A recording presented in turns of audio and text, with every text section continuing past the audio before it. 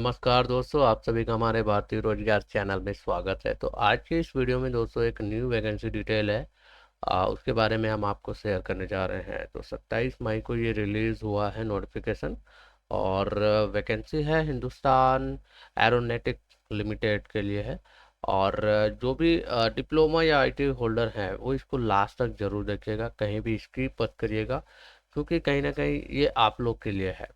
और कोशिश करिए अपने फ्रेंड सर्कल में जरूर शेयर करिए। तो दोस्तों, engagement of personnel on tenure basis in non-executive cadre, notification number AHR-TBP/01/2024 dat 27 मई 2024। मतलब 27 मई को ये नोटिफिकेशन आया हुआ है। आपको इसकी ऑफिशियल वेबसाइट और इसका जो लिंक है वो डिस्क्रिप्शन बॉक्स में मैं दे दूंगा, आप वहां जाके चेक कर लेंगे। और आगे देखते हैं, इसकी जो लास्ट डेट और स्टार्टिंग डेट है वो आप देख पा रहे होंगे। 30 मई को स्टार्ट होगा फॉर्म फिलिंग, 12 जून तक इसका फॉर्म फिलिंग होगा, उसके बाद क्लोज हो जाएगा। ठीक है, ओनली 12 दिन के लिए ये ओपन हो रहा है, 12 डेज। और यहाँ पे ध्यान रखिएगा, sponsored candidate are required to read the content of this notification prior to filling the online application form. Sponsors में कौन आते हैं ये आपको ध्यान रखना है। पहले तो जितने भी हैंडीकैप, जितने भी एक्स सर्विसमैन या जो कहीं से स्पॉन्सर्स हैं वो यहाँ पे अप्लाई तो कर सकते हैं, बट उसको स्पॉन्सर्स को ध्यान रखना पड़ेगा कि वो कौन से कैटेगरी के हैं और उस कैटेगरी में वो बिलोंग कर रहे हैं, या उसकी जो क्राइटेरिया है उस क्राइटेरिया को वो कंप्लीट कर पा रहे हैं या नहीं। ठीक है, टेनवर रहेगा 4 ईयर के लिए। 4 ईयर के लिए वैकेंसीज आ रही है। अब 4 ईयर के बाद आप यहाँ पे रिक्वायरमेंट रहेगा तो आपको रखा जाएगा, एक्सटेंड किया जाएगा। और इन केस रिक्वायरमेंट नहीं होगी तो 4 ईयर के बाद आपको क्लोज कर दिया जाएगा, आप कहीं दूसरी जगह शिफ्ट हो जाओगे, मतलब दूसरी नौकरी देखनी पड़ेगी। इसके बाद दोस्तों डिप्लोमा देखिए, डिप्लोमा में mechanical branch, electrical, electronics, instrumentation वाले यहाँ पे अप्लाई कर सकते हैं। जहाँ पे आप देख पा रहे होंगे डिप्लोमा ब्रांच के लिए 29 और इलेक्ट्रिकल इलेक्ट्रॉनिक्स इंस्ट्रूमेंटेशन के लिए 17 पोस्ट निकले हुए हैं। कैटेगरी वाइज आप देख लेंगे, ठीक है दोस्तों। और इसके बाद ऑपरेटर ऑपरेटर में filter, electrician, mechanics, welder, seat metal worker, और हाँ बस इतना ही है।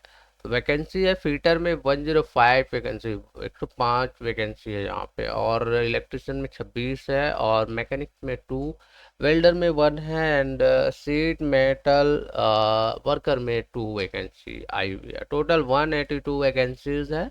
आईटीआई वाले स्पेशली यहाँ पे अवेलेबल हैं, तो अप्लाई कर ही लीजिए दोस्तों। ठीक है, और इसके बाद देखिए सिलेक्शन प्रोसेस रिटर्न एग्ज़ाम होगा, और मैक्सिमम अगर स्टूडेंट आते हैं तो फिर रिटर्न के साथ साथ ट्रेड टेस्ट भी होने वाले हैं। शॉर्ट लिस्टेड कैंडिडेट को कहाँ कहाँ भेजा जाएगा वो मैं आपको शेयर कर देता हूँ। क्वालिफिकेशन तो मैंने बता ही दिया है कि ITI and diploma holders. Percentage रहेगा जनरल ओबीसी वालों के लिए 60 marks, and ST SC PWBD वालों के लिए 50 मार्क्स। तो उसके बाद एज क्राइटेरिया भी मैंने बताया था, और नॉर्मली हर गवर्नमेंट वैकेंसीज में 28 साल मिनिमम जनरल वालों के लिए रहता है। एससी एसटी वालों को 5 साल का यहाँ पे छूट दिया जाएगा, ओबीसी एनसीएल वालों को 3 साल, पीडब्ल्यूबीडी के लिए 10 साल। ओके, एंड सेकेंडरी पार्ट में आते हैं यहाँ पे। ओके, अप्रेंटिसशिप ट्रेनिंग अगर कोई है तो वो भी as per the rule apprentice act के तहत आप यहाँ पे ले सकते हो एज रिलैक्सेशन में छूट। इसके बाद आगे बढ़ते हैं दोस्तों। यहाँ पे टेन्योर तो मैंने शेयर कर ही दिया था। ट्रेनिंग 8 वीक का होगा, और इंडक्शन ट्रेनिंग होंगे। Tenure basis will be undergo induction training for a period of 8 week. उसके बाद जो भी आपका पोस्टिंग होगा, second shift, third shift posting होगा रिक्वायरमेंट में 8 घंटे के हिसाब से। और देखिए यहाँ पे कौन कहाँ रहेगा ये भी दिया है। Selected candidate will be posted at HAL Bangalore based division.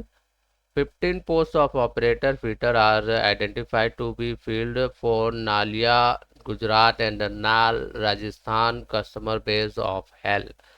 5 posts of operator electrician are identified to be filled for Nalia, Gujarat and Nal, Rajasthan customer base of HAL. Diploma Mechanical 04 posts and Diploma Electrical Electronics 04 posts are identified to be filled for Air Force Station Tambaram TN।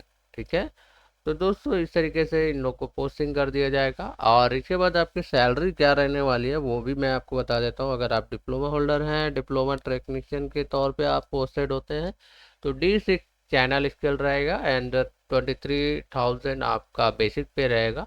Other allowance करके 23,511 other allowance रहेगा and total approximate per month आपकी जो salary होगी 46,511 rupees होगी।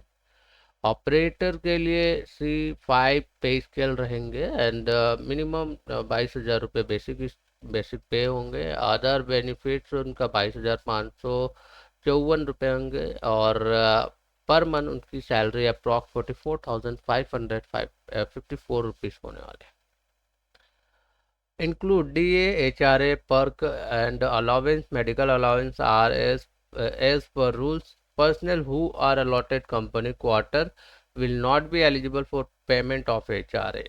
ठीक है, selected candidate engaged on tenure basis will be eligible for payment of conveyance allowance, conveyance reimbursement, monthly incentive plus pro rata quarterly performance pay plus pro rata annual incentive, special allowance, washing allowance, canteen allowance, meal voucher, card, uniform, teaching charges, shoes allowance, etc. if applicable as per the rules। तो ये सब facilities आपको मिल सकता है दोस्तों। और वो depend करता है कि कौन से एडमिन के अंदर में है, क्योंकि एडमिन पे भी डिपेंड करता है। क्योंकि ये तो नोटिफिकेशन है, यहाँ पे तो कुछ भी लिख देंगे, जब वहाँ पे मेन आप ज्वाइन करोगे उस समय प्रॉब्लम्स होते हैं। और lump sum amount of 1,500 per month toward medical reimbursement is admissible to meet the medical expense. आपको 1,500 का मेडिकल रिम्बर्समेंट भी दिया जाएगा अगर आप कुछ ऐसे सिचुएशन से आते हो तो।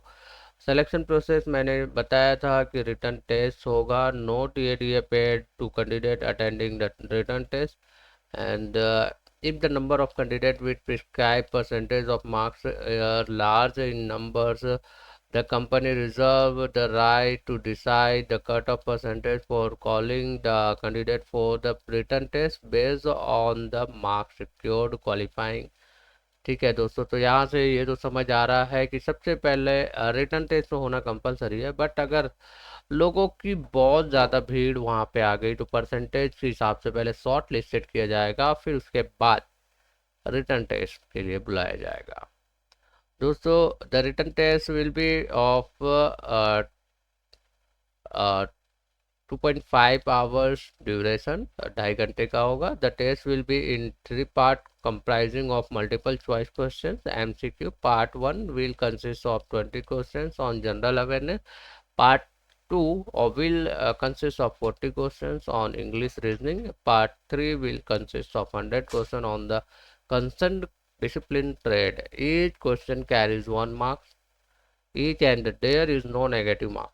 ठीक है दोस्तों, और इसके बाद जो भी फॉर्म फिलिंग करेंगे, एडमिट कार्ड में आप कोई भी एक ड्राइविंग लाइसेंस या गवर्नमेंट आइडेंटिटी कार्ड आपको लेके चलना है, like that Aadhaar card, pan card, voter ID या फिर 10th के मार्कशीट वगैरह। तो ये सब चीज़ था दोस्तों नॉर्मल। यहाँ पे वैकेंसी डिटेल्स दिया हुआ है, आप इसको और भी अगर अच्छे से स्टडी करना चाहते हैं तो कर लीजिएगा। बाकी लिंक डिस्क्रिप्शन बॉक्स पे दे दूंगा। 12 तारीख लास्ट डेट है, जितना जल्दी अप्लाई करना है कर सकते हैं दोस्तों। तो आज के लिए इतना ही दोस्तों, मिलते हैं नेक्स्ट वीडियो नेक्स्ट अपडेट के साथ। Thank you.